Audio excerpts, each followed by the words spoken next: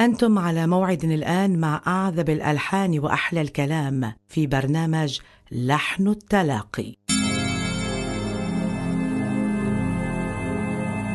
لحن التلاقي مع شادي اللهيب وبلال حمادة.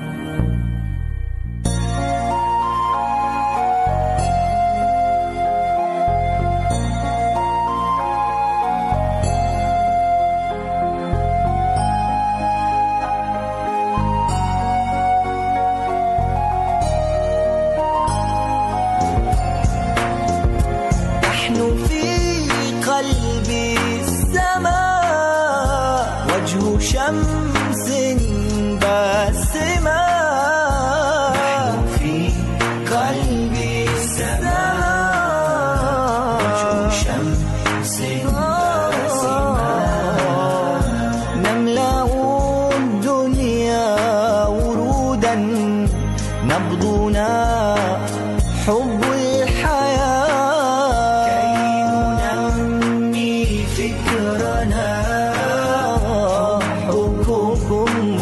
سرنا سوف يبقى نجمنا في سما الإبداع صاعد. لحن التلاقي، نلتقي لنرتقي.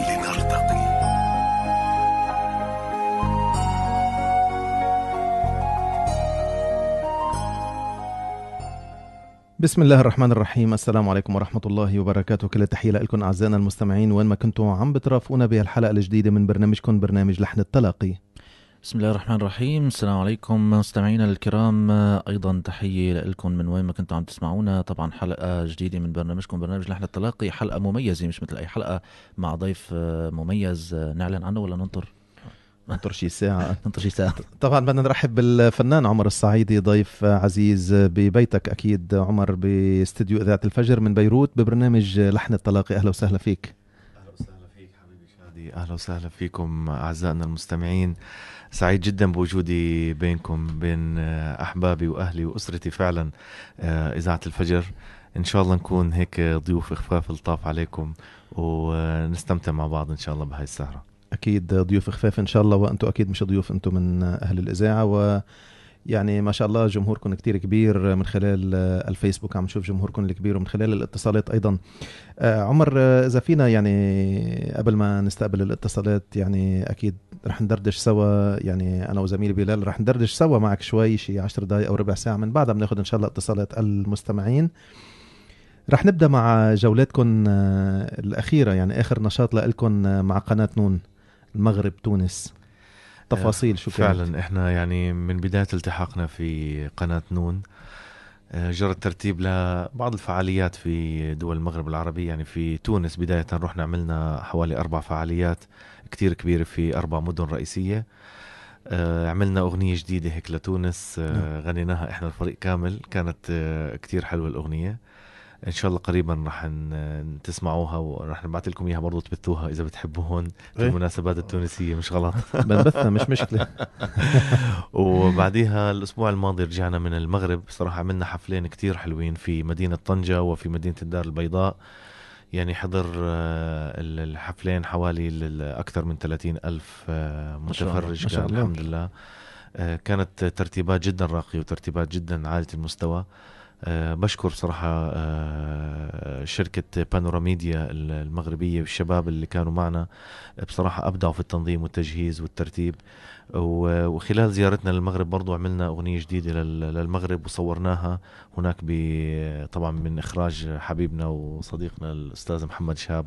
طبعا نوجه له تحية، هو خلف الكواليس الكنترول. الجهة الداعية بالمغرب وبتونس بانوراميديا كمان، ولا هي بس بانوراميديا بالمغرب، وفي شركة اللي هي تابعة للأستاذ رمزي في تونس، هم اللي دعونا في تونس. نعم. طبعا انتم يعني شاركتوا بالمغرب وبتونس مع طيور الجنة، مشاركين قبل اول مرة مع نون، كانون اول مرة اكيد بتونس بس بالمغرب لا. المرة الاولى كانت بالمغرب. كيف لقيت الشعب المغربي بما انه يعني عنده شوية خصوصية، يعني المغرب العربي بشكل عام؟ والله صراحة تفاجأت، ما أخفيك شادي إني تفاجأت من هيك ردة فعل الجمهور. كتير مبسوط وكتير سعيد وكتير متابعنا وعارف شو التفاصيل تبعتنا كلياتها، وعارف أغانينا القديمة وعارف أغانينا الجديدة. تابعكم. فيعني صراحة كان هيك أعطتنا حتى بوش معنوي لنا إحنا كنجوم، إنه الناس عم بتتابع وعم بتشوف وعم تسمع الأخبار وعم تعرف شو عم نعمل. حتى أغانينا الجديدة اللي ظهرت مؤخرا، يعني إحنا ما أكثرنا لسه ما نزلنا كتير أغاني، لكن بعض الأغاني اللي نزلت كانت الناس في المغرب حافظاتها وعم بتغني معنا حلو. فيها. جميل. الحمد لله. طيب إذا بدنا ندخل شوي بموضوع قناة نون، ادخل يعني وين ما بدك. تحضيرات ليش ما ظهرنا حتى الآن؟ والله أنا ما أخفيك. صار لكم سنة تقريبا أنتو مع لا نون؟ إحنا من بداية السنة، يعني إلنا تقريبا 5 أشهر. 5 تقريبا هيك شيء. هلا إحنا في قناة نون الفكرة عنا بتعتمد على النوعية وليس على الكمية. نعم. يعني في تركيز شوي على الأغاني. بصراحة مش حابين ننتج أي أعمال، يعني إحنا بالنسبة لنا ننتج أعمال أقل لكن بجودة أعلى، بالنسبة لنا أفضل من أنه ننتج كمية عالية بكواليتي وبترتيب أقل. فصراحة اشتغلنا. هلأ نزلت أغنية مايا، ما شاء الله بنتي جابت يعني في عليها إقبال كتير كبير، في عليها 3 مليون مشاهدة لحد الآن في اليوتيوب، ما شاء الله. والناس كتير حباتها. يعني عندنا كمان أغنية لين كمان باقة ورد نزلت وفي عليها كمان إقبال كتير حلو. ما بيغاروا من بعض؟ والله كفنانات يعني. بغض النظر يعني اي بنتين بيغاروا من بعض يعني. هم في البيت على فكره بنسوا موضوع الفن هذا نهائيا، مش موجود والله. ففي غيره طبيعيه، غير الطبيعيه، غير الطبيعيه بين اي اختين يعني. بس الامور الفنيه في البيت مش موجوده عندنا ابدا. برات البيت، برات البيت انه طلعت على المسرح اخذت المايك. يعني مايا ما بتقبل مثلا تطلع على المسرح من غير ما تكون ماسكه مايك. ايوه يعني بتطلع على المسرح اذا ما علين مايك بدها مايك زي وضع طبيعي. وبعدين بترجع لي اذا كان المايك مطفي مثلا، ترجع لي بابا هذا مطفي اعطيني واحد شغل. فعلى المسرح في غير فنيه يعني شوي، بس في البيت مش موجوده هاي نهائيا. وبرضه كذلك على القناه انتجنا كليب ديما بشار حلوين، برضه نزل من فتره بسيطه وبرضه لاقى اعجاب كتير كبير من الجمهور. وهلا عم بنزل برومو لكليب بلال كبيسي وكليبي انا بحب الناس، راح ازودكم في الاوديو بركن هلا بس منه كمان شيء ان شاء الله. أكيد إن شاء الله. فيعني خلال ايام قليله راح تشوفوا ان شاء الله، راح تبلش تنزل الاغاني وراح تشوفوا اعمالنا ان شاء الله بشكل جيد على يعني قبل رمضان. ما بنلحق قبل رمضان. لا قبل رمضان راح ينزل قبل رمضان. راح تنزل اغنيتي واغنيه بلال يعني راح نشوفكم على قناه نون قبل رمضان. في على قناه نون قبل رمضان. جميل. وفي رمضان في شيء جديد كمان. هاي رمضان مفاجأة. في شيء جديد. طبعا كل التحية للي عم بدهم يشاركوا أكيد ويحكوا مع الفنان عمر الصعيدي، ولكن يعني يسمحوا لنا بس 10 دقائق ومن بعدها ياخدوا الحلقة كلها سوا. أكيد ناطرينك من أول ما أعلنا عن اللقاء. الله يخليكم يا ربي. يعني طبعا حكينا عن قناة نون وإنه إن شاء الله قبل رمضان رح تكونوا مع قناة نون. على رمضان في شيء. طيب كتير منيح. طيب يعني هل يعني طبعا العالم، أنا بصراحة بتابع أنا وابن قناة نون كرتون وما كرتون وهيك شيء. طيب هلأ صار في إضافات جديدة اللي هي فريق ما شاء الله مثل ما هو نجوم، إضافة جميلة جدا على قناة نون. هل الرؤية المستقبلية لقناة نون بينت وضحت؟ يعني شو رح تقدم للطفل قناة نون، أو هل هي بس للأطفال؟ طبعا أنا بعرف يعني من فترة كنا مع محمد إشهاب المخرج بلقاء وقال إنه هي لأعمار مختلفة، ولكن يعني حكي عن الرؤية بوقتها. هل تغيرت الرؤية من وقتها لهلأ؟ شوف حبيبي شادي، أنا هلأ يعني الحمد لله أنا عضو في إدارة القناة. نعم. وأنا مسؤول عن جانب إنتاج الأغاني والبرامج المسجلة والمباشرة. هلأ خطتنا مبدئيا طبعا هي القناة هلأ تبث تقريبا 80% أفلام كرتون، 20% أغاني. صحيح. هلأ أنا خطتي يعني خلينا نحكي اللي راح يعني توصل من خلال آخر السنة إن شاء الله، إنه نعمل 50% كرتون 50% أغاني. قناة واحدة. في قناة واحدة. نعم. هذا التنوع بصراحة اللي موجود في قناة نون لقينا الناس حبيته، وهو فعلا تنوع جيد. لما يكون في عندك كرتون وفي عندك أغاني، انت هيك يعني ما خليت الطفل بس يجلس يسمع بس أغاني أغاني أغاني صح. أغاني لا، صار في يريح مثلا على برنامج كرتون، بعدين يرجع أغنية، بعدين يريح على برنامج كرتون. فهذا تربويا وعلميا ونفسيا صحيح. أفضل للطفل ولأهل الطفل كمان. مهم ما تلغوا توم أند جيري صراحة. لا توم أند جيري أساسي جدا. شكلك أنت متابع مش أولادك. طبعا. وجريندايزر أساسي كمان. بس أنا يعني حاليا أنا مسؤوليتي في القناة اللي هو الجانب إنتاج الأغاني وإنتاج البرامج، وفي خطة إن شاء الله لتوصل ل 50% برامج و50% أغاني. كلها لأي أعمار يعني تشمل هالمادة هي هلا كلها؟ شوف، احنا الأطفال هي علميا احنا من 5 سنوات، لكن الأطفال بيتابعوا القناة من قبل، والله من سنة الأشهر، وسنتين. في منهم من مظبوط. الأشهر مظبوط. بيقعدوا بيراقبوا الألوان. بس هو علميا ما بيعطوك هاي الستاتستكس، لأنه ما بيقدروا أصلا يتواصلوا مع الأطفال بهذا صح. العمر، فما في إحصائيات يعني رسمية وحقيقية وواضحة في هذا الموضوع. لكن المشاهدة نعم. كتير كبيرة من فئة الأطفال الصغار كمان. اللي بأطفال بعمري أبو عمر شادي فيه موجودين انتو، بس يعني حسب أوقات. طبعا لأعمار 15 16 ممكن 16 في أناشيد يعني طبعاً. لها هلا الشريحة لما سمعكم يعني شو جزء من أغنيتي الجديدة هي موجهة لفئة يعني من 12 ل 16 سنة مثلا. طبعا الرؤية يمكن مع الوقت بتصير حسب الحاجة، يمكن تحسوا مع الوقت يمكن بحاجة صح. لقناة تانية، قناة صح. كبار، يعني هي طبعا كل شيء وارد، كل شيء كل شيء قابل وارد. للتطور، كل شيء قابل للزيادة. هلا احنا الحمد لله عندنا خبرة كتير كويسة في مجال القنوات بشكل عام وقنوات الأطفال بشكل خاص. كلها إن شاء الله خبراتنا هاي راح نحطها في قناة نون، بحيث انه نوصل لأكبر شريحة ممكنة ونحوز على إعجاب أكبر عدد ممكن من الجمهور. السؤال اللي بيطرح نفسه طبعا المستمع العادي أو اللي بيحضر وبيتابع بيشوف قدامه طفل أو طفلة عم بيغني عم بينشد، ما بيعرف يمكن بنتك أو حدا تاني بيعرف إنه في هالطفل عم بينشد. مزبوط. بيتساءل بينه وبين حاله إنه هل الموهبة هيدي منين عم نجيبها، منين عم نقدر نشوفها نجيبها نتعامل معها نخليها تطلع بهيدي الحلة. صح. شوف حبيبي بلال، أنا أؤمن أنه كل طفل في بقلبه في موهبة، كل طفل فيه عنده الموهبة مدفونة. فصراحة هو حسب البيئة اللي بيكون فيها الطفل وحسب توجهاته هو شخصيا كمان، يعني حسب مدرسته، حسب بيئته، حسب أهله، حسب شو بنشأ وشو مين بيشجعوا على إيش ومين ما بيشجعوش على إيش. صراحة الموهبة إذا وجدت في بيئة كتير كويسة يعني تقدر تخدم هاي الموهبة وتقدر تساعدها وتقدر تعطيها مجال وتشجعها على هاي الموهبة، رح تلاقي إنه الموهبة تطورت ووصلت للناس بشكل جيد. لكن الموهبة إذا ما لقت إقبال وما لقت حدا يشجعها وما لقت حدا يعني يوصلها لمكان تقدر تكمل فيه وتقدر تعتز بهاي الموهبة، للأسف رح تندفن الموهبة. طيب طالما عم نحكي عن فتحت موضوع بلال، موضوع الأطفال والموهبة وهالقصص، خلينا ننتقل لظاهرة صراحة يعني لابد أنه نحكي فيها، يعني شريحة من المستمعين صراحة بينه وبين حالة أكيد بتحكي فيها، ظاهرة يعني انتقال الموهبة من الفنان لأولاده لأبنائه، توريث يعني خلينا نقول التوريث إذا فينا نسميها. طب هلا هي أنه ظاهرة أكيد يعني أنه شغلة منيحة أكيد، هلا بغض النظر عن سلبياتها، ولكن يعني أنت أكيد رح تحكي عن هالظاهرة لأنك أنت أكيد عايشة مع مجموعة كبيرة من الفنانين. صح. خاصة اللي بيتعاطوا بأمور الأطفال، بأناشيد الأطفال. مزبوط. طيب ما برأيك مثلا أنه ممكن طفل من هالأطفال مثلا ما شرط يكون عنده الموهبة لحتى ينشد، ممكن يكون مثلا صيت الأب اللي هو الفنان مثلا خلى هالطفل هذا يعني ينشهر وينعرف، ويعني طبعا مش عم بشمل الكل، ما شاء الله كلهم موهبين، ولكن في منهم ما شرط يكون عنده الموهبة اللي بتخليه أنشد، إلا أنه عصيت يمكن الأب صيت الفنان. صح. وممكن هالطفل هيدا يكون عم بياخد مكان طفل موهوب آخر يعني والده منه فنان. صح. هل عم بيفكر المستمع صح أو لا؟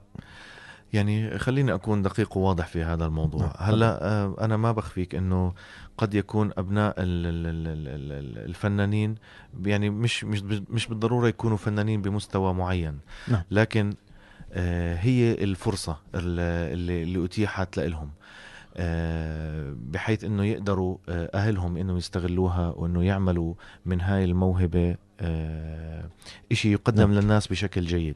هلا ممكن فعلا يكون في أطفال آخرين موهوبين لكن ما حصلت لهم الفرصة إنه يوصلوا لإشي إعلامي يظهرهم للناس ويقدمهم بطريقة جميلة. وأنا ما بخفي إنه هذا الحكي موجود. ولما إحنا عملنا برامج اكتشاف المواهب اكتشفنا إنه فعلا في مواهب أطفال دفينة موجودة بشكل كتير كبير. طيب. فهذا بيحتم علينا مسؤولية ضمن الإمكانيات اللي إحنا عنا إنه نعمل برامج اللي هي زي برامج اكتشاف المواهب، ومن خلالها نقدر نظهر مواهب هاي الأطفال بشكل أو بآخر ونظهرها للإعلام بشكل حسب إمكانياتنا وحسب قدراتنا. لا شك أنه المواهب اللي موجودة على مستوى الأطفال وعلى مستوى العالم العربي مواهب كتير كبيرة، يعني لا بتوسعهم لا قناة ولا قناتين ولا 3. لازم يكون في يعني جهود متكاملة لإظهار هاي المواهب، ومش بس جهود قنوات خاصة، يعني لازم يكون في جهود نوعا ما رسمية، يكون في تبني للمواهب من فترة التعليم، من المدارس، من قبل المدارس، حتى يكون في مراكز معينة للتأهيل وللتعليم ولتطوير المواهب. صراحة في عنا في الوطن العربي فقر في تنمية مواهب الأطفال بالذات. يعني بتلاقي انه الطفل، يعني هي حاصلة، ما بحكي انها صحيحة، لكن الطفل اللي بيهتموا فيه اهله بشكل او باخر بوجهوه بينجح، بس الطفل الموهوب اللي اهله ما بيهتموا فيه ولا بيعرفوا عنه او ما بيعرفوا شو الموهبة الموجودة عند طفلهم، شو ممكن تقدم او شو ممكن تعمل من ابنهم، للأسف بتضيع الموهبة. هلا احنا ممكن نساعد زي ما حكيت لكم في برامج اكتشاف المواهب قد ما فينا، لكن لابد من تضافر كل الجهود للاهتمام أكثر في مواهب الطفولة. هلا بحس انه بعض الدول يعني تقريبا او بلشت تعنى بالانشاد كانشاد يعني، والاغاني الاطفال وهي. حتى بنلاحظ انه اذا بدنا نعمل احصائيه سريعه بنلاحظ انه الاردن، مش لانك اردني ومعنا ضيف يعني، بس ان الاردن نلاقي انه عنده اهتمام شديد بموضوع الانشاد، ارض خصبه. ارض خصبه فعلا. يعني بتلاقي عدد من الفنانين كتير اردنيين، شركات انتاج جدا كتير يعني اردنيه وقنوات. مزبوط هذا الكلام. هلا يعني الفنانين خلينا نحكي الملتزمين موجودين بكثرة في الأردن، يعني في بيئة خصبة وفي مواهب انتقلت، يعني سبحان الله مع الأيام. يعني أنا مثلا من مواليد الكويت وعشت فترة كبيرة في الكويت، كان في أكثر من فرقة موجودة في الكويت، وكان في أكثر من فنانين موجودين في الكويت، وكان في السعودية، وكان في غيره وغيره. بعد أحداث حرب الخليج وبعد هاي الأمور كلها، في ناس كتير رجعت للأردن. الفلسطينيين والأردنيين معظمهم رجعوا على الأردن وتابعوا في نفس مجال الشغل اللي كانوا فيه، فتكاثرت الصراحة خلينا نحكي الفرق والمؤسسات الإنتاج بشكل كتير كويس. وأيامها دفعت الشباب انه في بتعرف فئة الشباب كتير كبيرة، لما كانت تشوف فئة من الشباب الفنانين ناجحين بأعمالهم، يعني كانت تدفعهم انه يحاولوا يقدموا شيء في هذا المجال. وانا اذكر صراحة اول ما يعني اشتغلت في المجال الفني، كان في فئة كتير كبيرة من الشباب حابين يجوا يتعلموا ويشوفوا كيف ممكن نصنع هاي الأغاني، وكيف ممكن نقدمها للناس، وكيف ممكن نخاطب فيها الناس. صراحة كان في اهتمام كبير من الشباب، وهدول هم الشباب اللي أنا كنت أشوفهم أقول يعني معقولهم يعملوا إشي. حاليا كل واحد فيهم عنده استوديو شغال بشكل جيد وعم بنتج أغاني وواصل للناس بشكل كبير. نعم. رح نوقف مع أنشودة لك جديدة بعد ما أطلقت، بدك تحكي لنا عنها قبل ما نسمعها. بحب الناس. طيب بحب الناس، يعني أنا أثرت حصريا أنه نسمعها عندكم، نسمع جزء جيد منها. نعم. يعني إذا بتحبوا عبر إذاعة الفجر. الأغنية هاي من كلمات الشاعر المصري رضا أنبابي، من توزيع الموزع الموسيقي المصري أيضا حازم رأفت، من ألحاني، وصورناها مع المخرج ربيع سعادات في تركيا في اسطنبول.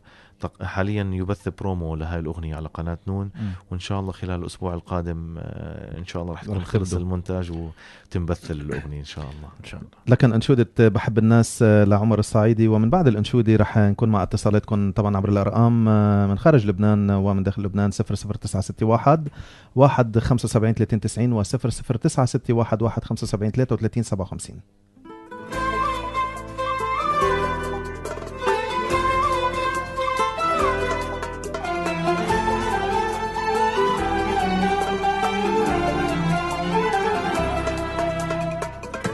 بحب الناس، بحب الكون، ووسط الناس تملي بكون.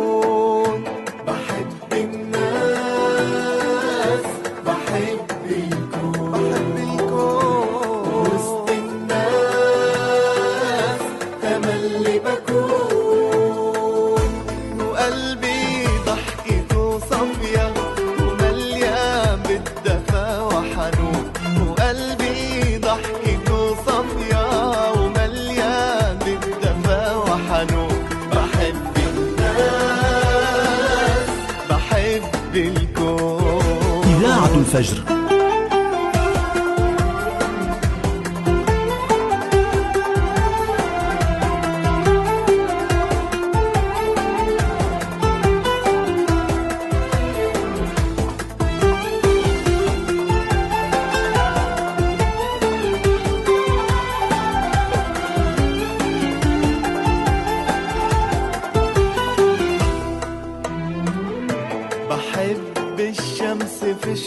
شوقها وفي عينيها بشوف شوقها الشمس تشرقها بشوف شوقها بتطلع تنشر الأحلام وتهرب مرغمة في سكون بحب الناس بحب الكون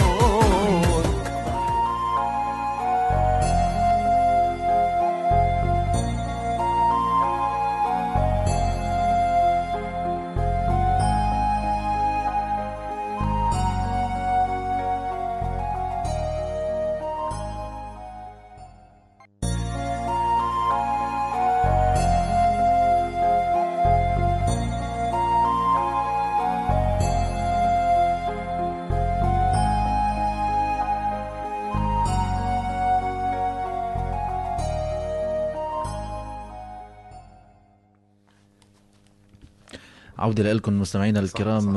وطبعا هلا وقت استقبال الاتصالات. طبعا نحن من اول بلشنا الحلقه ما هدي التليفون صحتين شادي قلبك. فطبعا راح نستقبل اتصالاتكم على الارقام 0175 30 90 و 0175 33 57. معنا اتصال. الو السلام عليكم. وعليكم السلام.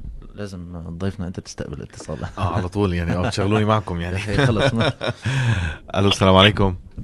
اهلا، كيفك عم عمر؟ اهلين يا عمو، كيف حالك؟ الحمد لله تمام. نورت يا عمو. الله يخليكي. مين معنا؟ نجود الشهري. نجود الشهري من السعودية أكيد. ايوه من السعودية. أهلا فيكي، كيف الحال؟ الحمد لله تمام. كيفك الله انت يا عمو؟ يخليكم. كيف لين ومايا؟ الحمد لله كلهم تمام، بيسلموا عليكم الحمد لله. الله يسعدك يا رب. عمو متى كنت بحب الناس؟ بحب الناس هلأ في المونتاج، يعني إن شاء الله خلال أسبوع 10 أيام ماكسيموم بيكون نزل إن شاء الله. يلا ننتظر علينا كثير، مشتاقين لك يا عمو. الله يخليك يا ربي، وإحنا كمان مشتاقين لنطل عليكم إن شاء الله قريبا. الله يسعدك يا رب. عمو جمهورك كله بيحبك ومشتاق لك وبيسلم عليك كثير، وإحنا بنسلم عليهم كلهم. كثير. شكرا نجود، شكرا لاتصالك وتحياتي لك ولكل أهلنا وأحبابنا في السعودية. نعم شكرا لك. واتصال آخر رح نستقبله سوا وضيفنا بالاستديو الفنان عمر الصعيدي. السلام عليكم. اتصال جديد. السلام عليكم. وعليكم السلام شادي. أحسن كيف فشلك يعني. تمام. كيف حالك؟ الاتصالات الخارجية مرات بيقطع الخط. نعاود معكم استقبال الاتصالات، واتصال جديد رح نستقبله سوا ودايما عبر الأرقام 0175 93 و 75 33 57 وأكيد من خارج لبنان 00961.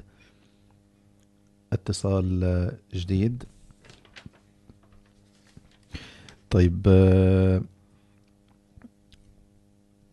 في اتصال.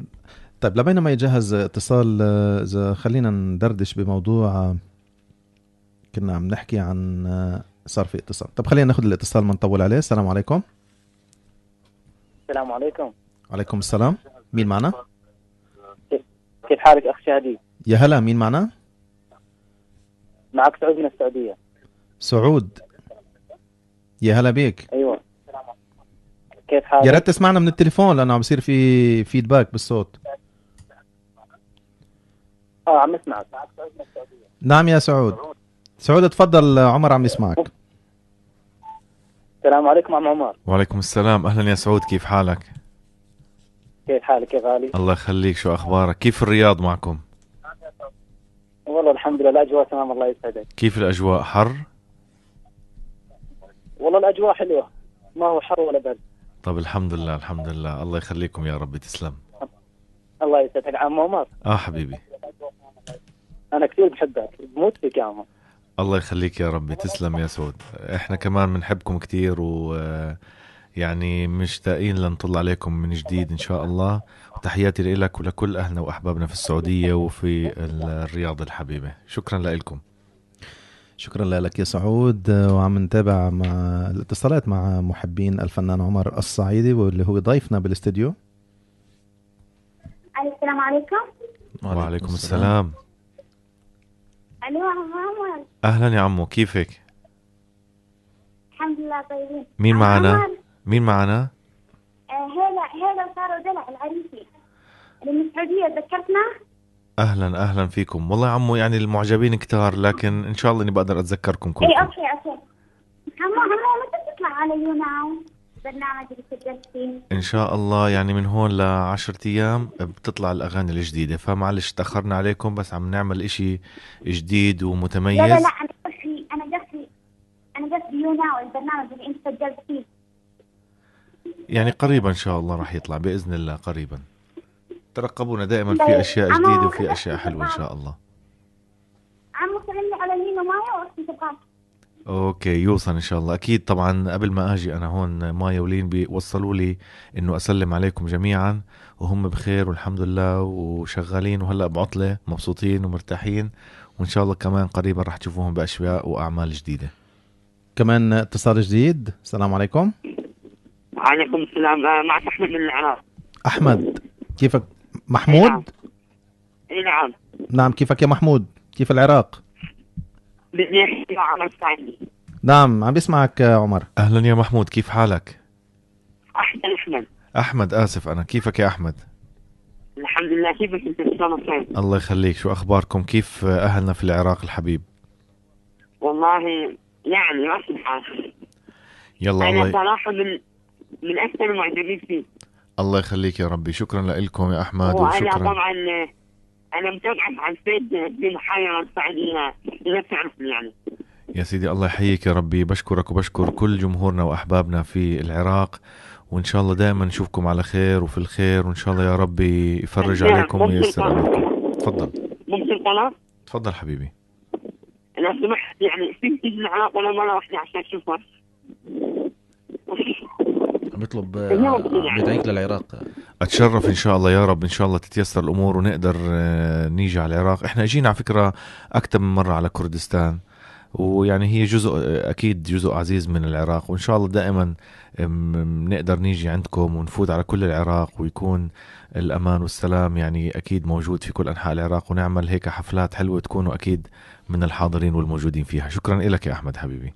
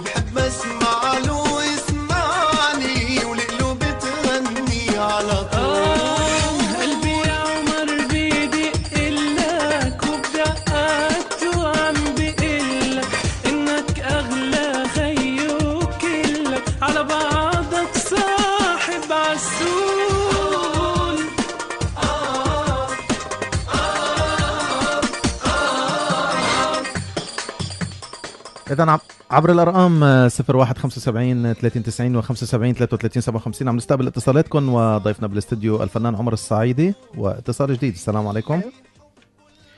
نعم انتوا على الهوا. يا هلا، مين معنا؟ أم دلال. أم دلال من وين عم تحكينا؟ دلال من وين عم تحكينا يا دلال؟ السعودية. أهلا وسهلا فيكي، ضيفنا عم بيسمعك.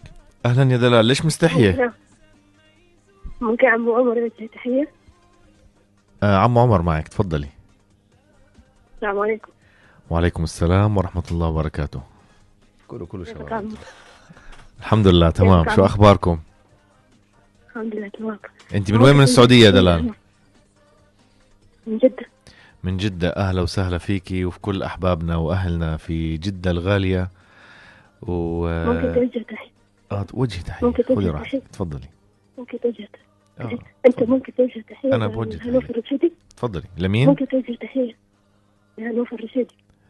ما هو أنت إذا بتضلك توشوش هيك أنا مش راح أسمع لمين بدك تحية بالضبط. بدك تعلي صوتك شوي. لا ممكن توجه تحية لهنوف الرشيدي. هنوف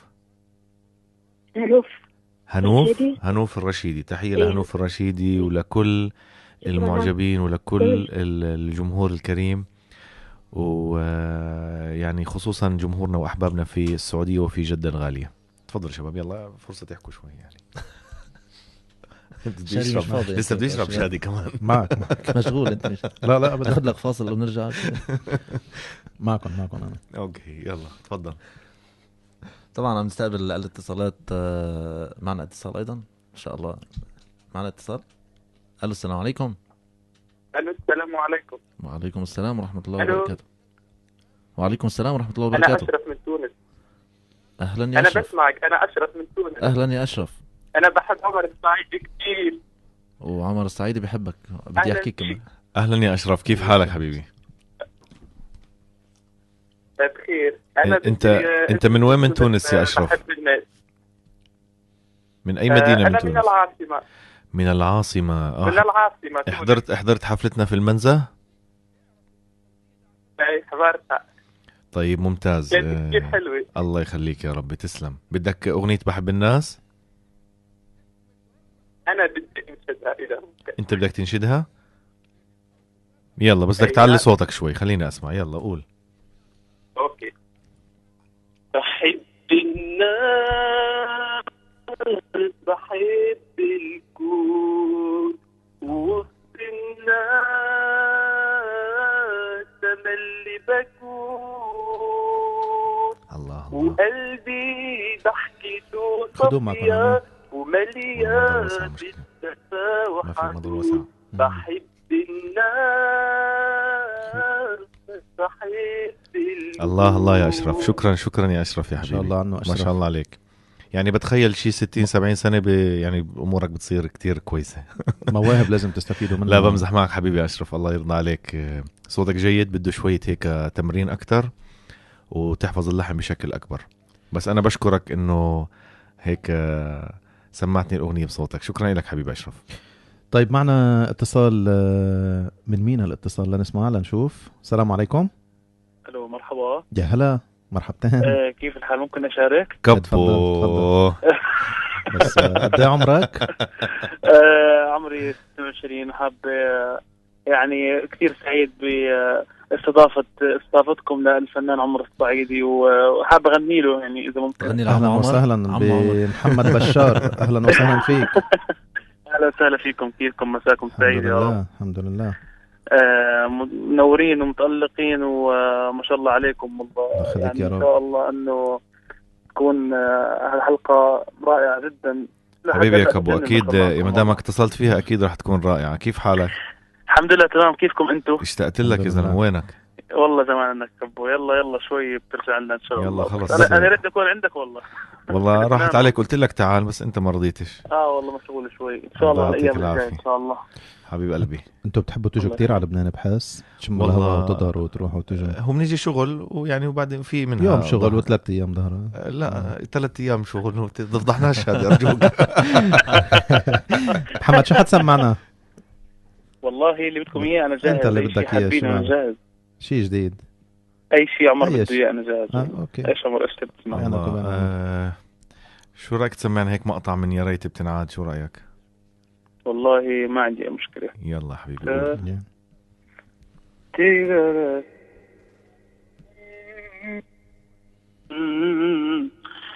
يا ريت بتنعاد لحظات من سنيني، شوقي إلها زاد وزاد معها حنيني.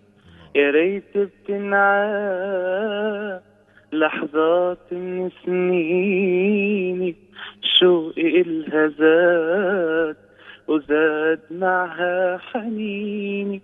ويا ريت بتنعاد يا ريت بتنعاد يا ريت بتنعاد يا ريت بتنعاد لحظات من سنيني. الله. لا يا لحظات بتحن يا محمد. يعني شو والله شوف يعني انت تتذكر يعني لحظات حلوه بحياتك وانت صغير هيك. مثلا كان عمرك مثلا 4-5 سنين. شو حاتذكر على 5 سنين ما مش عم يا سيدي انت ما تتذكر لحظات صغيره.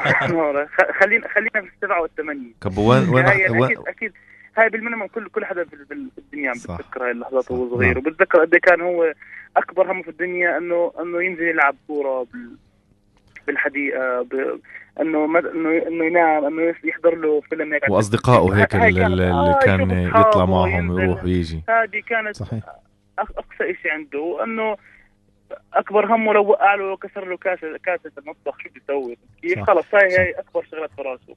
كبو وين راح تحضر المباراه اليوم؟ اليوم انا بشجع اسبانيا.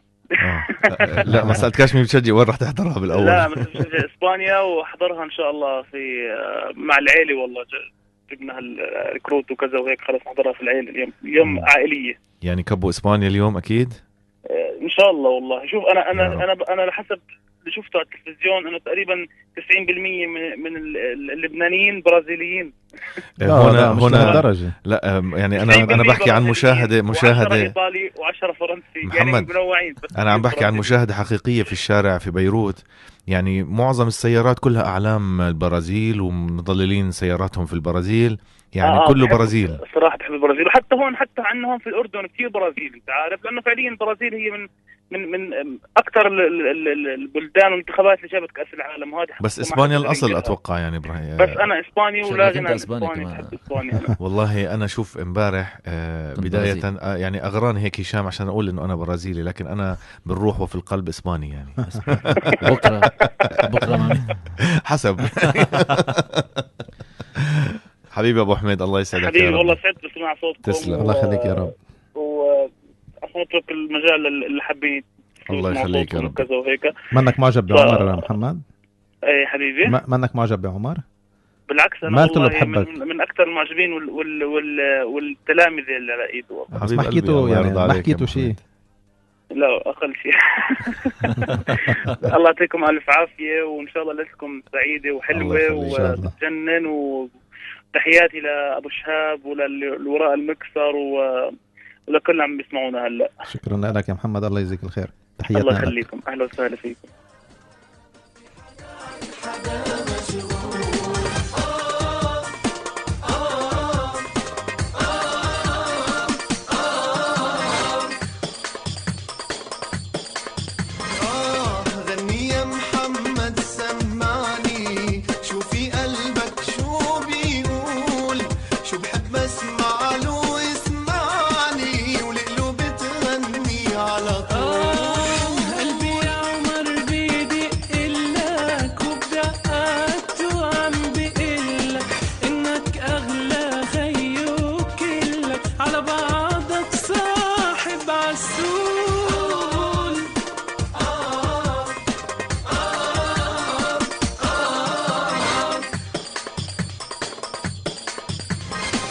يسلم لي قلبك شو بحبه، قلبي بيسعد والله بقربه، واللي يخلي حبه لربه حبه يدوم وسعده ينور، وربي يسعد لي حكياتك ويحليها كل اوقاتك، خلي ضحكك. نعم، كل التحية لكم من جديد. وكان معنا قبل شوي عبر الهاتف من الأردن محمد بشار، وحكي معنا وسمعنا أنشودة جميلة. شو هي؟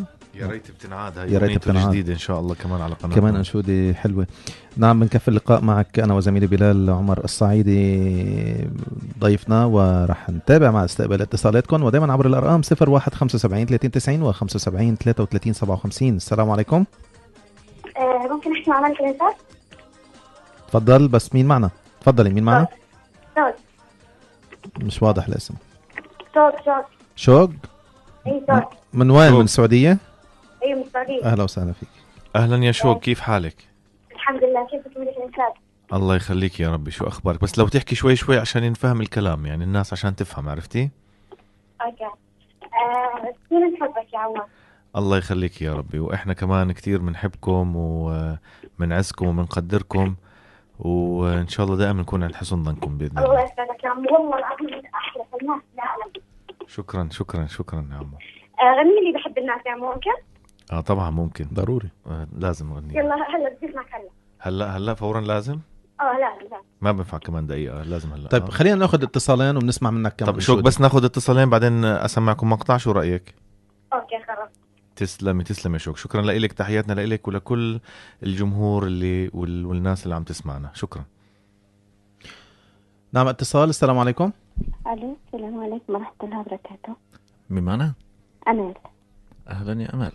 اهلا فيك. انا بحييكم على ضيفكم الكريم، وبحيي بحييه على الروح الرياضيه الحلوه والرائعه وعلى الاناشيد اللي بننشدها.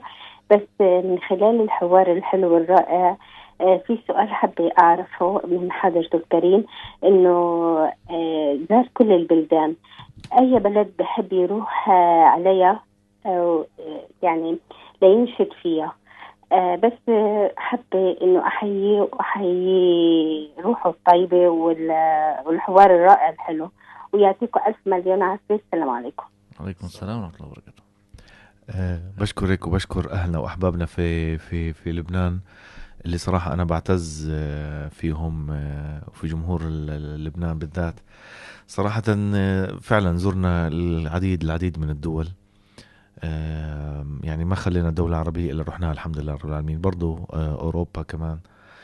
بس هلأ يعني أنا بحب بصراحة يعني، وما فيش فيها أي مجاملة، بحب أجي على لبنان كتير. احنا بنرتاح كتير في لبنان، بنحب نصور اغانينا كتير في لبنان، بنحس انه لبنان ارض خصبة للانتاج الفني بشكل عام. حتى اجواءنا يعني اللي بتطلع فيها المرات الالحان وافكار التوزيع وافكار الاغاني كتير بتطلع معنا واحنا موجودين في لبنان. هلا وين بحب يعني نعمل حفلات، وين بحب انشد، يعني كل الدول بصراحة إلها طابع هيك مميز فيها، في طبيعة الحفلات، في طبيعة الجماهير، في طبيعة تفاعل الجماهير معنا.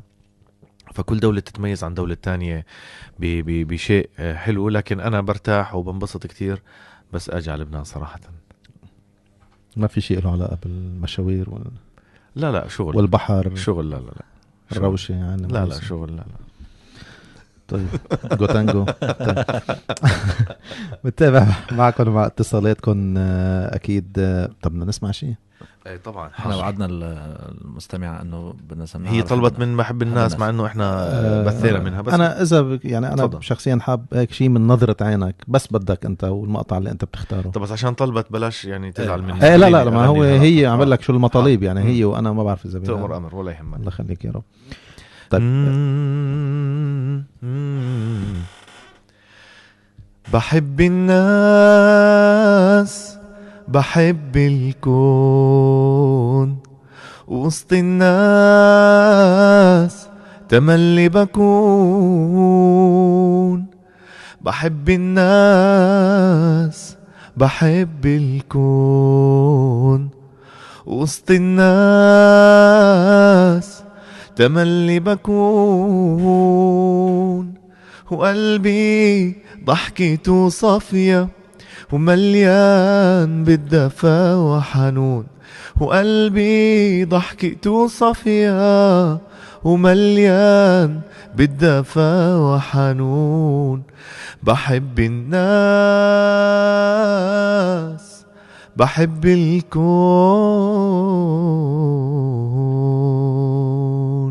الله.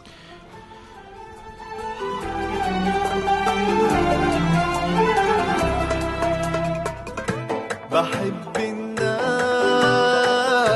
بحب الكون، ووسط الناس تملي بكون. اتصال جديد. السلام عليكم. انتوا على الهواء. السلام عليكم. نعم انتوا على الهواء ببرنامج لحن التلاقي من إذاعة الفجر، واتصال جديد. اسمعونا من التليفون. يبدو انه عم يسمعونا من التلفزيون، عشان هيك مش عم بيقدروا يتواصلوا معنا من التليفون، من الراديو. عفوا اوكي، فكرت انه عطلنا على التلفزيون. لا من الراديو بسمعونا. شكلك بتشرب عصير كثير. هلا شربنا مانجا. اتصل. نعم السلام عليكم. وعليكم السلام. يا هلا، مين معنا؟ عمر الحوت. اهلا وسهلا فيك يا عمر. عمر من بيروت. تفضل يا عمر. نعم. اول شيء بدي اسمحوا لي ارحب بعمر الصعيدي الفنان الكبير. اهلا حبيبي يا عمر. أول شيء عندي طلب إنه بدنا حفلة بلبنان. والله امبارح كنت احكي انا والمخرج محمد شاب، ان شاء الله قريبا هيك بركن رتبنا شيء ان شاء الله. ان شاء الله. اول شيء كنت بدي اقول لك انشد اني بحب الناس كثير، لانه هي عن جد انشوده مميزه وكثير حلوه. الله يخليك يا ربي، تسلم يا حبيبي، هذا من ذوقك. نعم. بس بدي اقول كنت شغله مشان انه هي انه بانه هلا احنا صرنا انه ابواب نفوت بشهر رمضان مبارك. بس كان بدي أقول مقدمة شغلة إنه من كتاب أنا أصدرته اسمه أدرك رمضان. أنت بتصدر كتب يعني عمر؟ كتيبات يعني إذا صح التعبير. أنا بكتب أشعار. ما شاء الله عليك، ما شاء الله. سمعني حبيبي. كل اللي اسمه عمر مبدعين. طبعا معروف. من نعم الله تعالى على عباده أن أكرمهم بشهر رمضان المبارك، وجعل لهم فيها كنوزا، ووضع لهم فيها ليلة خيرا من 1000 شهر، وهي ليلة القدر. ولا يجوز لنا أن نضع هذا الشهر العظيم دون أن نأخذ من معين كنوزه ما يرفعنا ويطرح عنا سيئاتنا. يحمل لنا هذا الشهر المبارك كل معالم التغيير في الحياة، ففيه بهجة القدوم وسعادة العبادة وقرآن الفجر وصلة الرحم وانشراح الصدور وطمأنينة الجوارح وعلم التراويح وتنافس المال في الصدقات. لقد ذكرت قبل قليل ركن من أركان الصيام، وهو صلاة التراويح الذي يعتبر من أعظم أسرار الصيام. فنجد المصلين ينتصبون بعد صلاة العشاء صفوفا مرصوصة مقبلة بلهفة وحماس على أداء صلاة إضافية لا يمنعهم عنها رغبة باللهو أو اللعب أو إضاعة الوقت أو السهر والكلام على الفيسبوك، بل يقبلون على أدائها طائعين مختارين. نعم عمر. رمضان شهر التوبة والغفران. بس بتقول بس هون في بيت شعر بتقولوا تفتح فيه أبواب الجنة وتغلق فيه أبواب النيران وتصفد الشياطين. تذكروا أن رمضان هذا قد لا يعود عليك وقد يكون آخر رمضان. سبحان من لو سجدنا بالعيون له على حمى الشوق واللحم من الإبر، لم يبلغ العشر من معشار رحمته ولا العشير ولا عشرا من العشر. تفضل علينا ولا يزال متفضلا، ومن علينا ولا يزال ممتنا. شكرا لك عمر، الله يجزيك الخير. عم تذكرنا أكيد بهالأمور هاي. الله يجزيك الخير يا عمر. وبنتابع مع اتصال جديد من السودان. ألو السلام عليكم. ألو عليكم السلام. مين معنا؟ بدي أكلم السؤال الصعيدي. تفضل. ألو السلام عليكم. كيفك أستاذ عمر؟ مين معنا؟ ألو مين معنا؟ ألو أنا علي. علي من وين يا علي؟ هناء من وين يا هناء؟ من السودان. من السودان. أهلا وسهلا في أحبابنا وأهلنا في السودان. تفضلي هناء. صوتك عالي عشان برضه الخط قطع معي. الخط قطع معك؟ لا هي وصلنا إن شاء الله، كل الأمور تمام هلا. تفضلي. انت طالب انه يعني حاولوا اعمل لها خدمة الموسيقى بدون موسيقى قبل رمضان برضه. والله يعني أنا يعني راح أكون صريح، ما راح نوفر هاي الخدمة على القناة، لكن ممكن نوفر الأغاني من غير إيقاع، من غير موسيقى، عبر الاستماع إليها عن طريق الاتصال في أرقام راح تظهر عن طريق إعلان على شاشة التلفزيون. بس على التلفزيون ما راح يكون موجود اللي هو بموسيقى أو بدون موسيقى. وأنا بصراحة بحب أوجه تحية لجمهورنا في السودان، وبعتذر منهم امبارح طلبوا مني أغني أغنية السودان، بس أنا هيك الوقت داركنا، فإذا بتسمحوا لي هيك أغني مقطع منها، شو رأيكم؟ بس ناخذ الاتصال قبل. اتصال من سوريا عم بيقولوا لي لحتى ما انتوا خلينا شكله بعد ما جهز. تفضل. اوكي.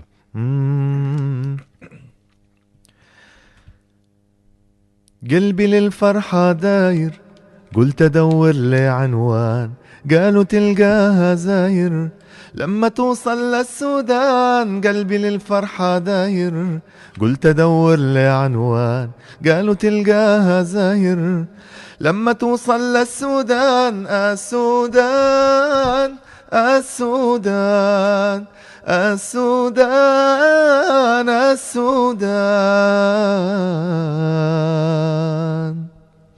جميل باللهجة السودانية. كل السلم الخماسي هذا، السلم الخماسي للموسيقى السوداني. طيب رح ناخذ الاتصال من سوريا. السلام عليكم. الو يا هلا، مين معنا؟ مساء الخير، انا ليلى من الشام. مساء النور يا ليلى، تفضلي. استاذ محمد واستاذ شادي، انا اسفه بس ما سمعت الحلقه، بس انا برا البيت بس بدي احكي مع الاستاذ عمر. نحن معنا عمر السعيدي ضيفنا، تفضلي عم بيسمعك. اوكي استاذ عمر، كيفك؟ مساء اهلا الخير. اهلا يا ليلى، مساء النور، كيف حالكم؟ كيفك؟ شو اخبارك؟ الحمد لله، كيف صحتكم؟ ان شاء الله طيبين. الحمد لله. استاذ عمر، انا حكيتك امبارح على برنامج هذا البلبل بس قطع الخط، وانا من سنتين عم بستنى، من وقت حكيتك على لحن التلاقي هديك من مره من سنتين، وعم بستناهم يستضيفوك. بدي اتشكرهم كثير لانه خلوني احكي معك. الله يخليك يا ربي، تسلمي. شكرا لك وشكرا لهم. اوكي، فيني اطلب منك شيء؟ تفضلي. اول شيء سؤال بعدين طلب، ما رح طول عليك. لا، ما هو يا سؤال يا طلب، ما بينفع سؤال وطلب. صاروا سؤالين. بقدر ولا لا؟ يلا اوكي تفضلي. اوكي، اول شيء سؤالي، انا مرة حضرت تصوير حلقة من برنامج على الهواء سوا، ما في هيك فكرة بقناة نون لهيك برنامج؟ ما رح طول عليك، بعدين بتجاوبني. وبدي اطلب منك تغني مقطع من اغنية يا اما مرة عام اسرع عام، يا اما عم سافر، انت على ذوقك. طيب ان شاء الله. شكرا يا ليلى، شكرا لك. استاذ عمر خلص حكينا الطلب، حكينا السؤال. خلص طيب خلص. اوكي شكرا لاتصالك، وهلا راح اجاوبك ان شاء الله على الاسئله. بالنسبه للسؤال الاول ايش كان؟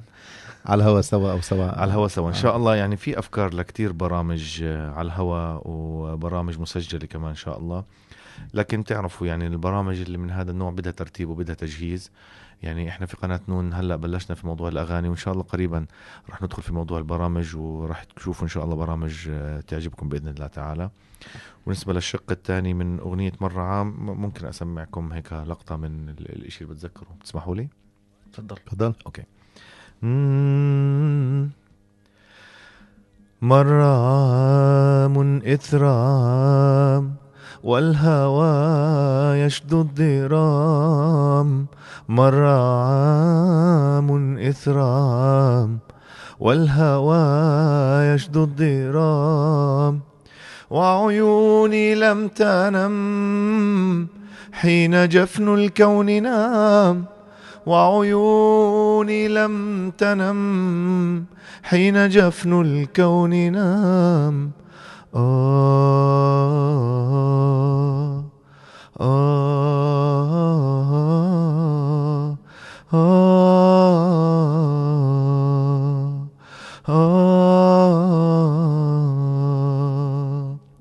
دمعتي ما بالها كيف أشكو حالها، دمعتي ما بالها كيف أشكو حالها،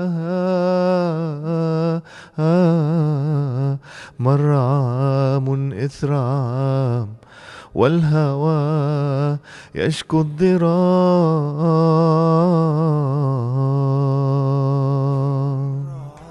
عام إثر عام والهوى يشكو الضرام، مر عام إثر عام والهوى يشكو الضرام، وعيوني لم تنم حين جفن الكون نام، وعيوني لم تنم حين جفن الكون نام.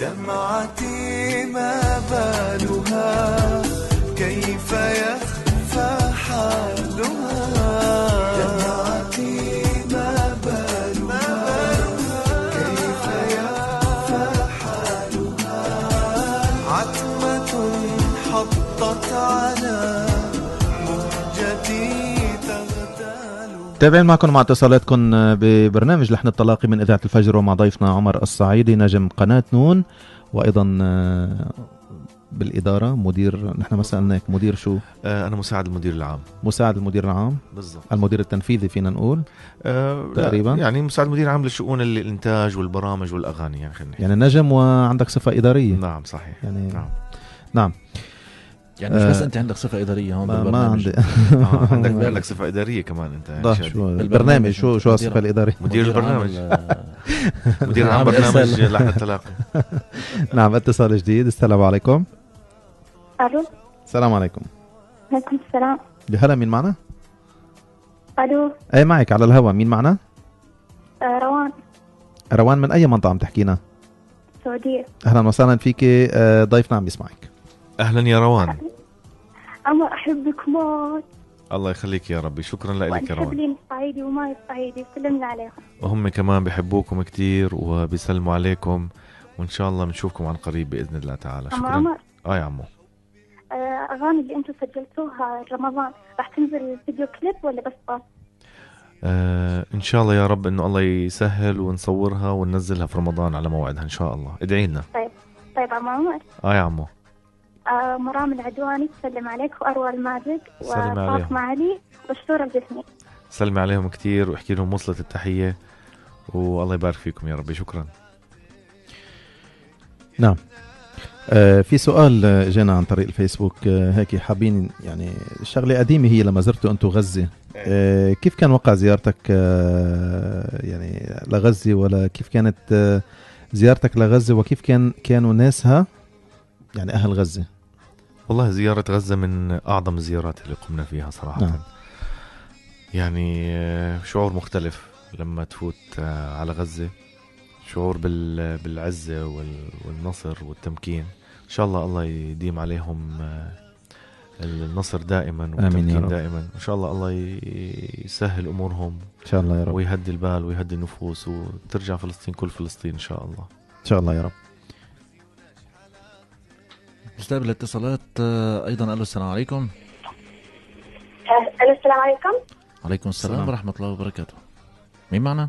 ممكن أحكي ليان. أهلا يا ليال، تفضل. أحكي مع ماما. إيه تفضل. أهلا يا ليان، كيف حالك؟ الحمد لله، كيف قبلين؟ الله يخليك يا ربي. شو أخباركم؟ تمام؟ الحمد لله. من وين عم تحكينا ليان؟ من السعودية؟ من جدة. من جدة. أهلا وسهلا في كل أهلنا وأحبابنا في جدة. تفضلي. كثير نحبك يا عمو. الله يخليك يا رب. شكرا. وحبيت أسألك، أغاني رمضان اللي نزلتوها حطيتها كفيديو كليب ولا بس صوت؟ هو الزمن بعيد نفسه ولا أنا سمعت نفس السؤال ولا كيف؟ على كل نيلان إن شاء الله إنه يعني إحنا سجلت أنا أغنيتي أنا ولين، والمفروض إنه محمد كمان يسجل أغنيته، ويعني كل الفريق إن شاء الله. وهلا بس أرجع لعمان إن شاء الله راح أبحث موضوع التصوير، إن شاء الله نقدر نصورهم عشان ننزلهم. ننتظركم طبعا. كيف يا عمو؟ ننتظركم إن شاء الله. الله يخليك يا ربي. شكرا، وإن شاء الله إنه نكون إحنا حسن ظنكم وتنبسطوا في الأغاني إن شاء الله. كمان اتصال جديد. السلام عليكم، أنتوا على الهواء. السلام عليكم. أين الاتصال؟ طيب عمر، في ظاهرة غريبة على الفيسبوك على صفحات التواصل الاجتماعي اللي هي مع كل محبتنا وتحياتنا ومعزتنا لجمهور كل فنان، ولكن في ظاهرة سلبية، شتم جمهور هالفنان بيشتم جمهور الفنان تاني، وجمهور هذاك الفنان بيشتم الفنان. يعني ما مش عم نحكي أسرار، عم نحكي شيء إذا الواحد تصفح الفانز تاع كل نجم بيشوف العجيب. شو هي هالظاهرة، وشو يعني شو المفروض نحن نوجه كلمة للمعجبين هول؟ بالنهاية معجبين فيكم هول يعني يا سيدي. أكيد كل فنان بيمون على معجبينه. إحنا طبعا ضد هاي الظاهرة بكل أشكالها وبأي شكل من الأشكال، ضد يعني الكلام السيء والكلام البذيء. هلأ يعني إحنا برضو بنوجه جمهورنا لابد من الاختلاف أحيانا في وجهات النظر، لكن دائما الاختلاف في وجهات النظر لا يفسد للود قضية. يعني المفروض إحنا نحافظ على احترامنا ونحافظ على يعني الصورة للفن الملتزم. خلينا نحكي يعني إحنا هذا الفن إحنا طول عمرنا بنغني للأخلاق وللعادات السليمة كيف الناس تحترم بعضها وكيف الناس تحب الناس. لسه هلا عم نقول كلنا بحب الناس بحب الكون. فيعني أنا ضد هاي الشتائم والمسبات بأي شكل من الأشكال مع أي حدا من أي جمهور لأي جمهور. حتى في هلا جمهور قنوات بيسبوا على جمهور قنوات أخرى. أنا يعني إلك الحق كجمهور إنك أنت تعجب في قناة معينة أو تعجب في فنان معين أو تعجب في فنانة معينة، لكن ما إلك حق أبدا إنك تغلط أو تشتم أو تسب. أنا ضد هاي الظاهرة بأي شكل من الأشكال، وأدعو جميع الجماهير بما فيها جماهير قناة نون وجماهيري أنا بشكل خاص انه حتى يعني اللي بادرنا بالاساءه انه احنا نحاول ما نسيء، نحاول نهدي النفوس. يعني كل واحد له حق في انه يعجب في فنانه وفي قناته، لكن لابد من الاحترام المتبادل بين الجميع. صراحه مره حطيت اخيرا رح نختم، يعني حطينا بوست زمان مشي سنه ونص او سنتين عند منشدين اثنين، انه ما بعرف اكيد مش منافسه، بس حكينا بشكل عام شيء بظرف ساعه او ساعتين شيء 100 او 200 بوست كومنت كلها شتائم، فعملنا ديليت للبوست من اساسه للاسف. فما بعرف مشكله. اتصال. السلام عليكم. السلام عليكم. وعليكم السلام. مين معنا؟ سميرة من مكة. شو الاسم بس؟ اتفضل عم بسمعك. سميرة من مكة. اهلا يا سميرة، كيف حالك؟ الحمد لله بخير. كيفك أستاذنا؟ الله يخليك يا ربي، تسلمي. كيف حالكم؟ شو أخبارك؟ كيف أجواء مكة هالأيام هاي؟ الحمد لله شوق جدا. شوق جدا. الحمد لله. حتى أجواء بالليل روحانية رائعة. حتى بالليل. تمام. رحتوا على الكعبة مؤخرا؟ أكيد أول الناس دعينا لك. الله يخليك. أنا يعني كنت أوصيكم إنه ما تنسوا تدعوا لنا أمام الكعبة يعني. أكيد. الله يبارك فيكم. أكيد أول واحد. الله يجزيك خير يا ربي. تسلمي. دائما متابعينك. وممكن توجه تحية لصديقتي تركيا من ليبيا. طبعا بنوجه لها تحية عبرك. تركيا من ليبيا هيك اسمها؟ ايوه يا ريت تقول اسمي واسمها سوا. سميرة وتركيا. سميرة وتركيا، وجه لكم أكبر وأفضل التحايا والأمنيات بالخير والسلام دائما. نعم كمان عم نتابع معكم، عم نستقبل اتصالاتكم أيضا. ألو السلام عليكم. وعليكم السلام ورحمة الله وبركاته. أهلا يا نادر. أهلا فيك. لا تأخذني تأخرت عليك، كنت عم بتعشى. زمان ناطرينك، صرنا ساعة ناطرينك. حبيب قلبي. واضح جدا. بدي أمسي عليكم وعلى ضيفكم الكريم أستاذ عمر. بدي أسألك سؤال. تفضل يا حبيبي. أولا يعني صراحة الميكروفون عاطي لصوتك نكهة كثير حلوة. الله يخليك يا ربي. نعم. هو أكيد الميكروفون ولا أنا صوتي يعني جيد؟ الميكروفون عاطي لصوتك؟ لا صوتك فيه بيس والميكروفون عاطي بيس أكثر يعني. يا سلام، هذا أنت معناته أكيد لك على هندسة الصوت وعلى الأمور. لا يا أخي يحيى بكسب غرفة. الله يخليك يا ربي. تسلم. نعم. سؤالي لك عفوا. تفضل. أولا يعني لا تركت قناة طيور الجنة، هل هي لظروف مادية أو يعني لظروف أخرى ما إلى عليها؟ ثاني سؤال. تفضل. قناة طيور الجنة شو قدمت لك؟ قناة طيور الجنة شو قدمت لك؟ وهذا كل شيء. تحية للأستاذ محمد من خلف الكنترول ولفراشة الإذاعة الحاضر الغائب بيننا اليوم، والسلام عليكم. وعليكم السلام ورحمة الله وبركاته. بجاوبك على السؤال الثاني بالأول. طيور الجنة شو قدمت لي؟ قدمت لي كتير، وبالعكس ما أثرت معي وأظهرتني للناس بشكل كتير جميل. أو أنا يعني هاي فترة 5 سنين عشناها بشكل قمة في الانسجام والروعة. أنا بشكرهم على هاي الفترة، وهم قدموا لي وأنا قدمت لهم كمان. يعني كان في تقديم متبادل، خلينا نقول. احنا كفريق قدمنا للقناة والقناة قدمت لنا، فلهم الشكر والله يبارك فيكم. وخروجي من القناة يعني لم يكن لأسباب مادية، يعني الخلاف مش مادي بحت. الخلاف كان يعني على أمور أخرى، خلينا نحكي يعني جوهرية في طبيعة الإنتاج وطبيعة العمل بشكل عام. بالنهاية احنا ارتقينا انه نقدم الفن تبعنا بطريقة مختلفة وبطريقة متطورة أكتر في قناة أخرى، والحمد لله الأمور ماشي زي ما بدنا وأحسن الحمد لله. يعني كل فترة الإنسان بيلاقي حاله بالمكان اللي هو بيرتاح فيه. صحيح. أكيد. وطبعا نتمنى التوفيق لكل القنوات الهادفة. واتصال جديد. السلام عليكم. السلام عليكم. وعليكم السلام. يا هلا، مين معنا؟ طيف. نعم. طيف. نعم يا طيف، تفضلي. ممكن أكلم عمر؟ عم بيسمعي. أهلا يا طيف، كيف حالك؟ الحمد لله تمام. عمر تفضلي. أنت حقير وزبالة وكلنا نكرهك. يعني احنا لسه كنا نحكي قبل شوي عن هذا الكلام. عن هذا الكلام كنا نحكي قبل شوي عن هذا الكلام، انه ما بصير. احنا بغض النظر عن كنا معجبين في اي فنان او اي قناة فضائية، انه نحافظ على الاقل على اخلاقنا. وهذا يعني بالنهاية ان دل على شيء فبيدل على الاخلاق صاحب الكلام. وشكرا لكم جميعا. طبعا الشتيمة يعني أكيد يعني مش مقبولة أبدا بأي مجال من المجالات، ونتمنى أكيد أنه يكون في ضبط أكتر من هيك مع الاتصالات، وراح نتابع معكم مع اتصالاتكم. السلام عليكم، أنتوا على الهواء. السلام عليكم.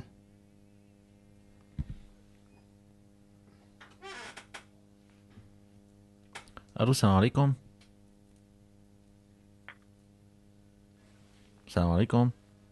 وعليكم السلام. مين معنا؟ افتخار. أهلا يا افتخار، تفضلي. تفضلي يا افتخار. بوجه تحية كتير كبيرة للمنشد المتألق عمر السعيدي لوجوده معكم بهالحلقة، يعني منور لبنان. الله يخليك يا ربي، بوجودكم منور لبنان. يعني بصراحة أنشادك أو بالأحرى أناشيدك واسعة جدا وملية الدنيا. الله يخليك يا ربي، تسلمي، شكرا لك. بليز يعني بدنا طلب أنشودة افتح قلبك. تؤمر أمر، ولا يهمك. حاضر. وأنشودة تانية عن طرابلس أو أنشودة يعني عن لبنان بالمعنى الكامل. طيب نسمع مقطع من كمان يا لبنان. حاضر. أوكي. ميرسي كتير. شكرا لك. أهلين. السلام عليكم. السلام ورحمة الله وبركاته. نعم، صار في كذا أنشودة لازم سمعناهن قبل ما نختم. طيب حاضر. نظرة عينك، افتح قلبك، وأنشودة عن لبنان، يعني مقاطع. طيب حاضر. شو أبلش؟ افتح قلبك مثلا. يلي بدك افتح قلبك وامسح دمعك، ودعي ربك يشرح صدرك، هو خالقنا منا يسمع طول ما الشمس يومات بتطلع. افتح قلبك وامسح دمعك، ودعي ربك يشرح صدرك، هو خالقنا منا يسمع طول ما الشمس يومات بتطلع. يبقى تبسم وافتح قلبك. جميل، الله يجزيك الخير. صراحة هاي الأناشيد من الأناشيد الجميلة. افتح قلبك، نظرة عينك، غريب، الأناشيد الهادية، وأيضا عن نور. من أنشودة جميلة جدا، بحبها جدا. هاي صورتها بعيون السمك. بعيون السمك، نعم. منطقة كتير حلوة عنا بلبنان بالشمال. وبنستقبل اتصال جديد. السلام عليكم. نعم، أنتوا على الهواء. السلام عليكم. نعم، إذن عبر الأرقام 0175 و 75 33 57. نعم، نستقبل اتصالاتكم بالاتصالات الأخيرة بحلقة اليوم من برنامج لحن التلاقي، والمميزة جدا مع الفنان المميز عمر السعيدي، نجم قناة نون الفضائية من الأردن. واتصال جديد. السلام عليكم. نعم، السلام عليكم. وعليكم السلام ورحمة الله. يا هلا، مين معنا؟ رولا جعفر. أهلا وسهلا فيك يا رولا، تفضلي. بداية بدي وجه تحية للمنشد المبدع عمر السعيدي، الله يخليك، منور لبنان يعني. شكرا بوجودكم، منور. الله يخليك يا رب. وبدي له انه اناشيده كتير حلوه وروعه يعني. تسلمي. وبوجه تحية لفريق نون كاملا يعني. فريق هو كتير مميز يعني، محل شاشة التلفاز مثل ما بيقولوا يعني. الله يخليك، يوصل ان شاء الله. شكرا. الحقيقة بتمنى منك مشهد عمر انه تعمل استوديو للبنان انت وزميلك محمد بسار. نعمل استوديو انشودي للبنان. تؤمر امر ان شاء الله قريبا. ان شاء الله انه تعرضوها باستقلال لبنان القادم ان شاء الله. ان شاء الله. حاضرين. وبتمنى يعني تغني لنا مقطع من انشودة يا لبنان. حاضر هلا فورا يا لبنان ان شاء الله. وللامام دائما. تسلمي. شكرا كثير لكم. شكرا لك. شكرا لك. وعليكم السلام ورحمة الله.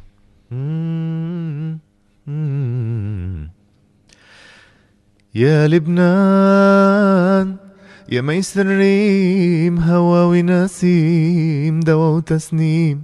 يا لبنان يا لبنان يا لبنان، يا عطر وغار، حدودك نار على الغدار. يا لبنان يا لبنان يا ميسر ريم، هوا ونسيم، دوا وتسنيم. يا لبنان يا لبنان يا لبنان، يا عطر وغار، حدودك نار على الغدار.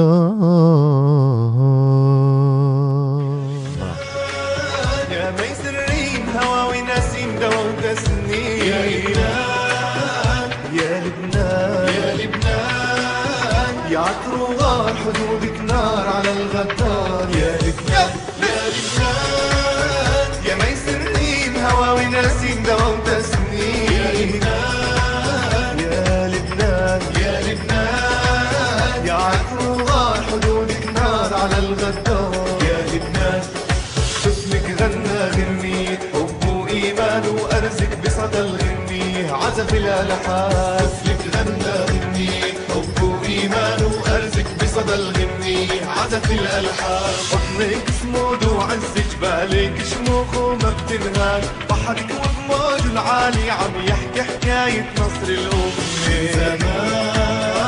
من زمان من زمان من زمان من زمان، أرضك صمود العنوان، شراعك بيروت هلالي، بياراتك ريشة فنان بترسم بسمة موالي، وبترسم بسمة موالي. أرضك صمود العنوان، شراعك بيروت هلالي، بياراتك ريشة فنان ترسم بسمة موالي.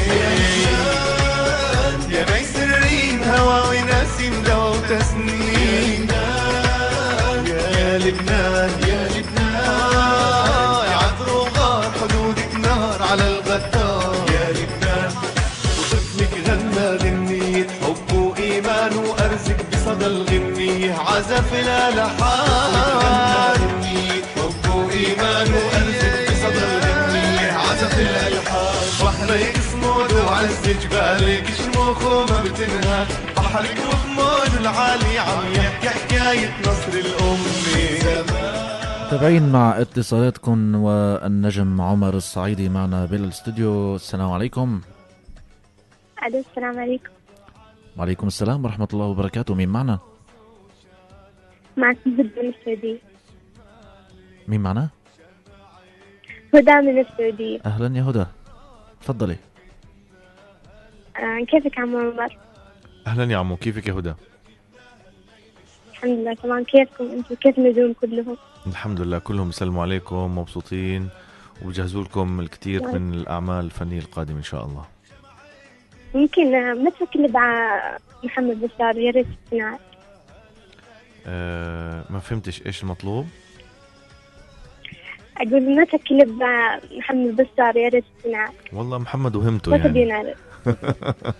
محمد وهمته يعني. المفروض الأسبوع الجاي يصور إن شاء الله، وبعدها كمان أسبوع بتطلع الأغنية بإذن الله تعالى.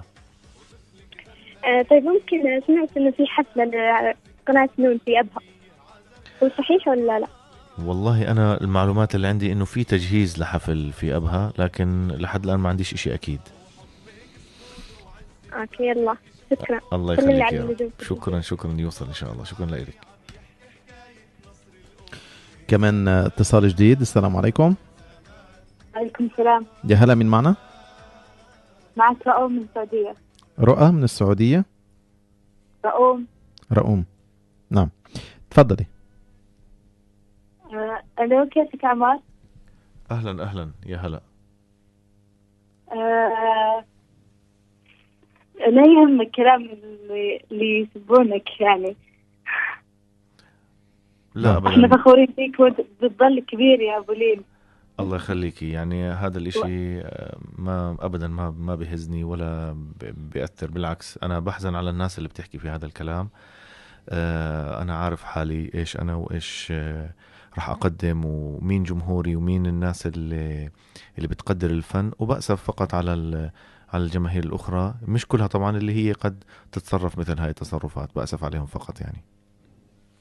كيف والله. أهل الرياض يسلمون عليك، لينا ومروة وشهد ودان كلهم يسلمون عليك ورزان. الله يخليهم يا رب، سلمي عليهم كتير ووصلي لهم تحياتنا. شكرا لك. نعم، كمان متابعين معكم ومع اتصالاتكم، و بدنا قبل ما ناخد اتصالات شو رايك سمعنا شيء؟ بدنا ما سمعت نظرة نظرة حاضر من اول حلقه بيقول لنا نظرة عينك. حاضر يا حبيبي.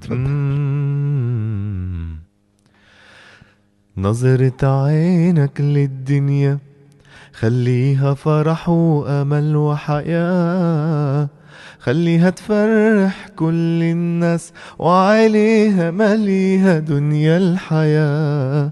نظرة عينك للدنيا خليها فرح وأمل وحياة، خليها تفرح كل الناس وعينيها مليها دنيا الحياة، علشان نعيش الدنيا سوا على طول لبعضنا نبقى دوا، والكل الخير بقلبه نوا، واللي مش ناوي على الخير بنحكي له منك لله، علشان نعيش الدنيا سوا على طول لبعضنا نبقى دوا، والكل الخير بقلبه نوا، واللي مش ناوي على الخير بنحكي له منك لله.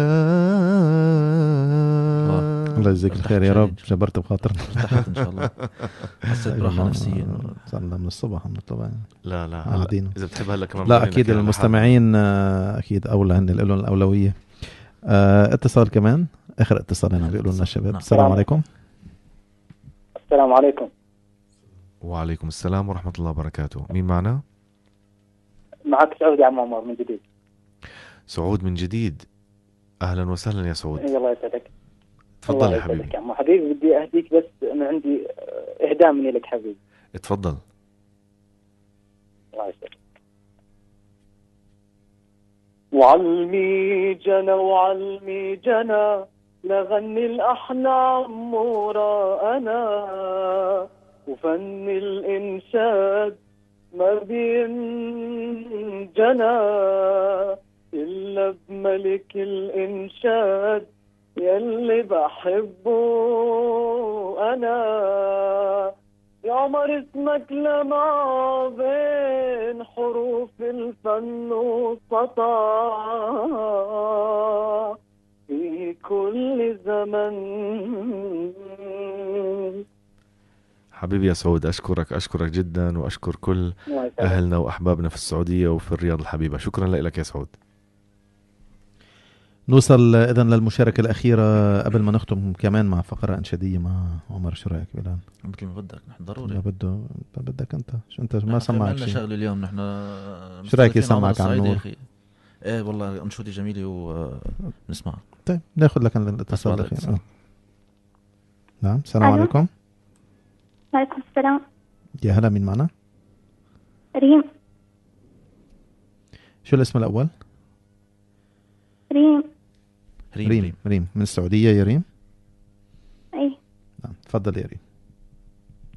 ألو عمر. ألو عم عمر. أهلا. كل السعودية تفتخر فيك، أنت تاج فوق راس عبالك، إحنا نحبك موت. الله يخليك يا رب. شكرا لك. ولا يهمك بعد كلام الناس. الله يكرمك يا ربي. شكرا. عفوا. نعم، شكرا لك. الله يجزيك الخير، وكنت المشاركة الأخيرة، وبدنا نختم معك هيك. أنت شو حابب تسمعنا من أناشيد، وشو حابب توجه كلمة أخيرة؟ هلا هو فشل خلقك سمعك، بده يسمعك عن نور. تأمر أمر ولا يهمك. حبيبي، أول إشي أنا بشكركم.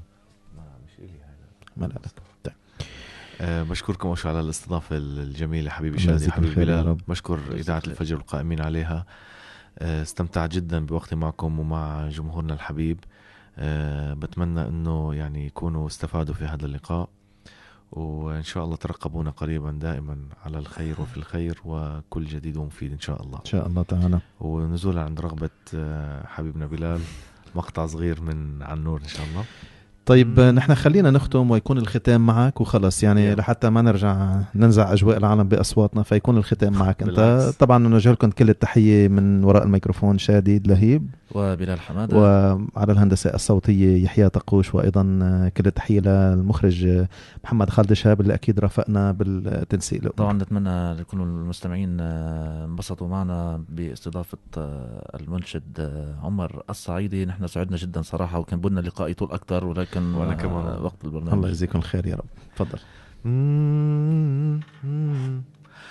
عنور عنور عنور ودينا لأمان جنان مولانا اهدينا. عنور عنور عنور ودينا لأمان جنان مولانا اهدينا.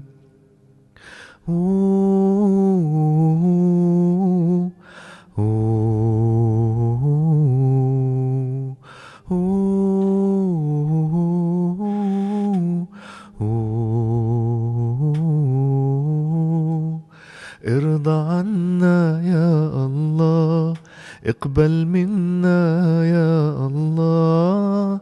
ارضى عنا يا الله، اقبل منا يا الله. لو نغلط ربي سامحنا، آمين آمين. لو نغلط ربي سامحنا، آمين آمين. عنور عنور عنور ودينا لأمان جنان مولانا اهدينا.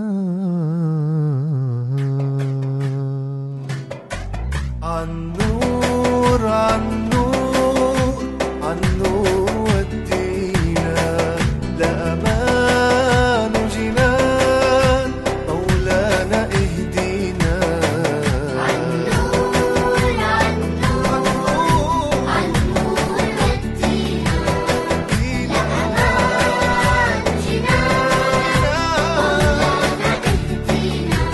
لأمان ارضى عنا اقبل منا.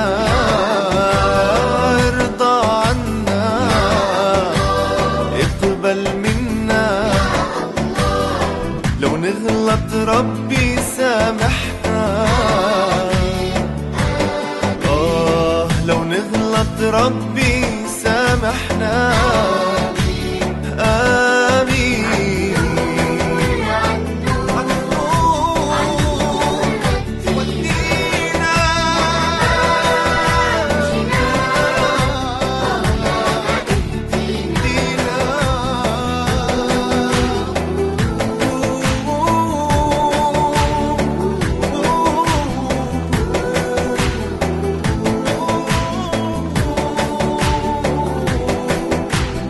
احفظ ماما،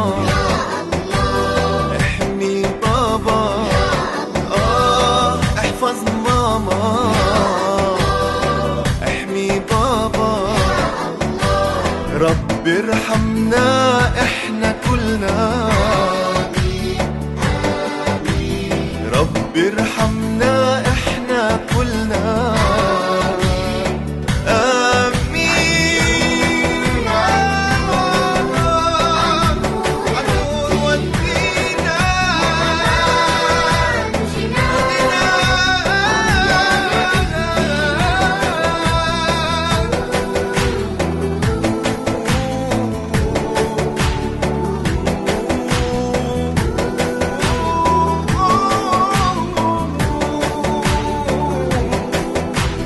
صلي عليه اجمعنا فيه.